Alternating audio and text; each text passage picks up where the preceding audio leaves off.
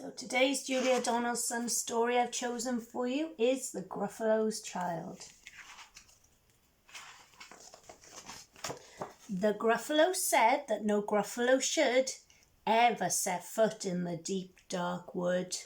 Why not? Why not? Because if you do, the big bad mouse will be after you. I met him once, said the Gruffalo. I met him a long time ago. What does he look like? Tell us, Dad. Is he terribly big and terribly bad? I can't quite remember, the Gruffalo said. Then he thought for a minute and scratched his head. The big bad mouse is terribly strong, and his scaly tail is terribly long. His eyes are like pools of terrible fire, and his terrible whiskers are tougher than wire. One snowy night when the Gruffalo snored, the Gruffalo's child was feeling bored. The Gruffalo's child was feeling brave, so she tiptoed out of the Gruffalo cave. The snow fell fast and the wind blew wild. Into the wood went the Gruffalo's child. Aha! Oh ho! A trail in the snow. Whose is this trail, and where does it go? A tail poked out of a log pile house. Could this be the tail of the big bad mouse? Out slid the creature, his eyes were small, and he didn't have whiskers, no, none at all. You're not the mouse? Not I, said the snake. He's down by the lake, eating Gruffalo cake. The snow fell fast and the wind blew wild.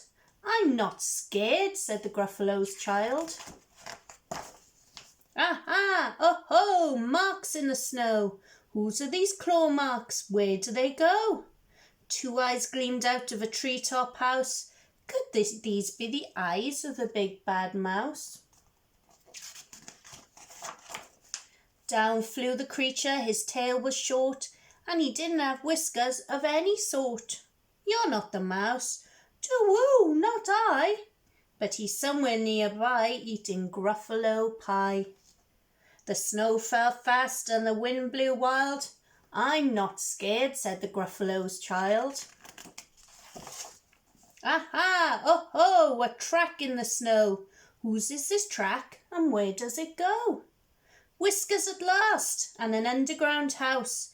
Could this be the home of the big bad mouse? Out slunk the creature, his eyes weren't fiery, his tail wasn't scaly, his whiskers weren't wiry. You're not the mouse. Oh no, not me. He's under a tree drinking Gruffalo tea. It's all a trick, said the Gruffalo's child, as she sat on a stump where the snow lay piled. I don't believe in the big bad mouse. But here comes a little one out of his house. Not big, not bad, but a mouse at least. You'll taste good as a midnight feast. Wait, said the mouse, before you eat, there's a friend of mine that you ought to meet. If you let me hop onto a hazel twig, I'll beckon my friend so bad and big. The Gruffalo's child unclenched her fist. The big bad mouse, so he does exist.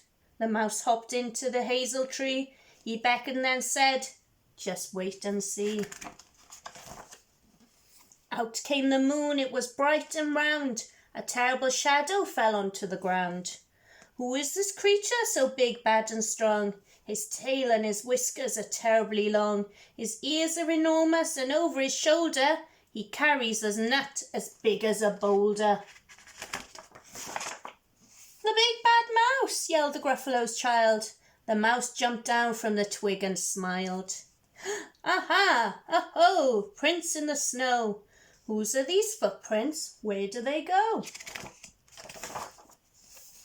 The footprints led to the Gruffalo cave, where the Gruffalo's child was a bit less brave. The Gruffalo's child was a bit less bored.